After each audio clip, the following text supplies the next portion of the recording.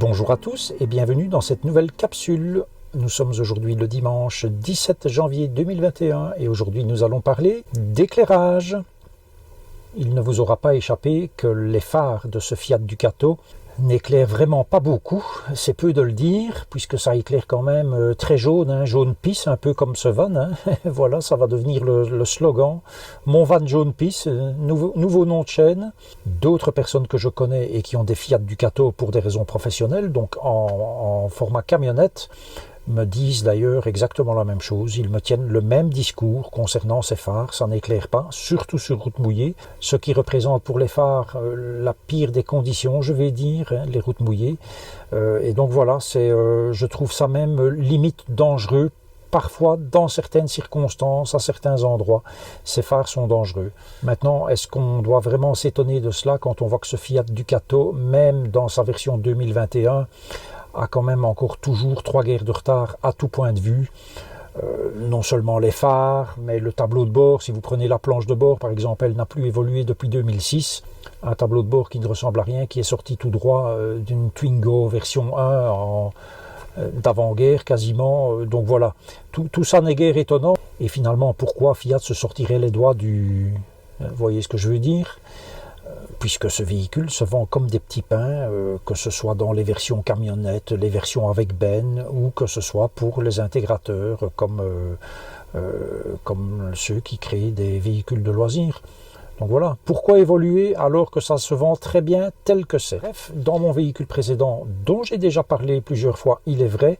Alors moi je n'ai aucune action chez Mercedes, je le dis tout de suite. Voilà, j'ai été client Volvo pendant de très nombreuses années, puis il se fait qu'ils ont joué avec mes pieds, donc j'ai changé de crèmerie, et voilà, j'étais content de Mercedes, je n'ai rien d'autre à dire, je n'ai pas d'action chez eux, mais il se fait que j'avais une classe A, quasiment full option. Je pense que la seule option que je n'avais pas, c'était l'affichage tête haute. Et j'avais notamment dans ce véhicule les phares multi-beam LED. Alors le multi-beam LED chez Mercedes, c'est encore mieux que des phares LED, puisque vous avez 17 LED par phare dans une classe A. Dans les classes C, S, E, vous avez 84 LED par phare.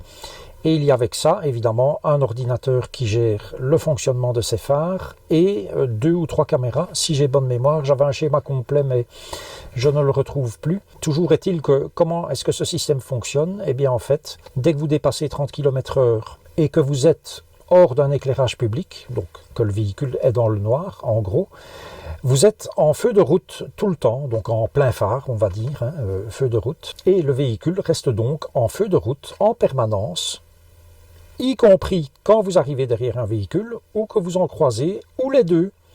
Alors, comment ne pas avoir d'appel de phare ou de conducteur mécontent? Eh bien, tout simplement, il y a une caméra très longue portée et une caméra plus courte portée qui analyse les véhicules qui viennent en sens inverse ou que vous suivez et qui éteint les LED qu'il faut parmi les 17 LED pour créer une zone où ce n'est pas les feux de route, en fait. Donc vous arrivez derrière un véhicule et vous voyez une partie des phares qui s'éteignent, en fait. Vraiment comme si on mettait un cache devant le phare pour que la voiture qui est devant vous ne soit pas éblouie. Pareil pour les voitures en sens inverse. Il y a certaines LED qui s'éteignent. Et le mieux, c'est que vous voyez même ce cône d'ombre qui suit la voiture que vous croisez.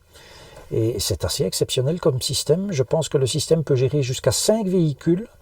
Et au-delà, le véhicule repasse en feu de croisement. Je peux vous dire que quand vous avez roulé avec ça, se retrouver dans un Fiat Ducato avec un éclairage jaune qui n'éclaire rien du tout quand vous êtes sur une route mouillée, c'est une vraie galère. Alors, à la livraison du véhicule, j'avais fait comme pour le Vanulis 1.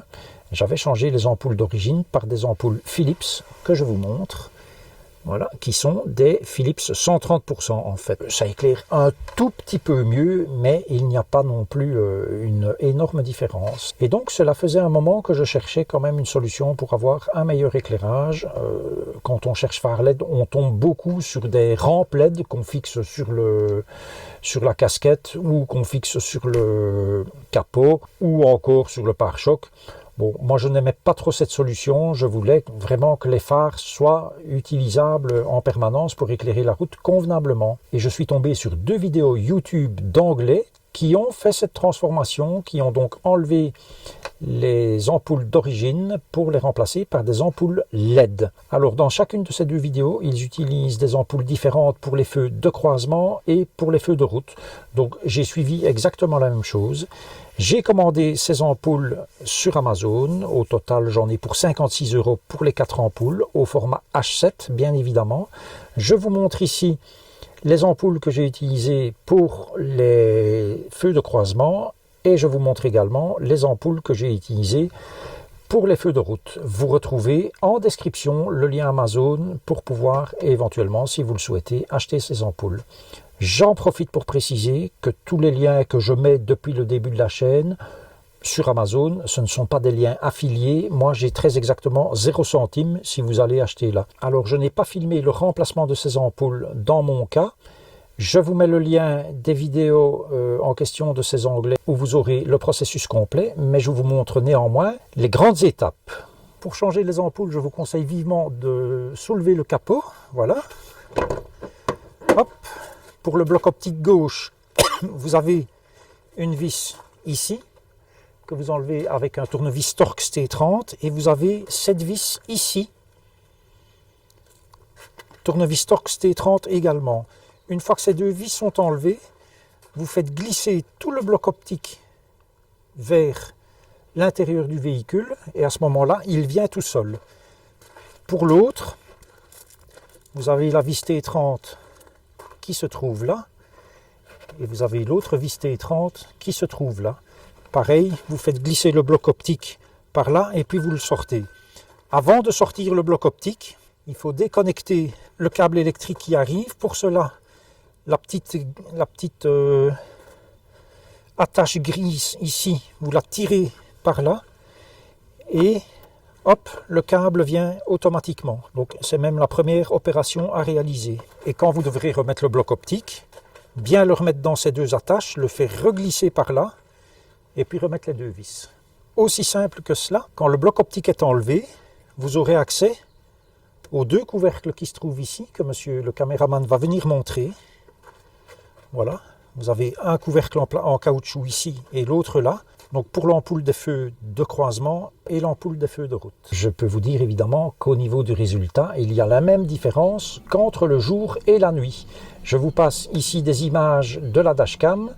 Alors malheureusement, je n'ai pas l'équivalent avec les anciennes ampoules, mais voilà en gros ce que ça donne. Je peux vous dire que ça éclaire terriblement bien et tant que maintenant, absolument personne ne m'a fait aucun appel de phare. Donc j'imagine que je n'éblouis personne. Bien évidemment, le lendemain du montage, j'ai été faire régler les phares chez Fiat, puisque d'origine, ils n'étaient pas réglés, comme sur quasiment tous les Ducato, et sur ce van-ci, je ne l'avais pas encore fait faire. 2 bémols au niveau de ces ampoules. Sur les ampoules H7 d'origine, comme sur les ampoules Philips, vous voyez en fait la partie métallique ici, l'anneau métallique, il est extrêmement fin, c'est comme de la vulgaire tôle. Hein.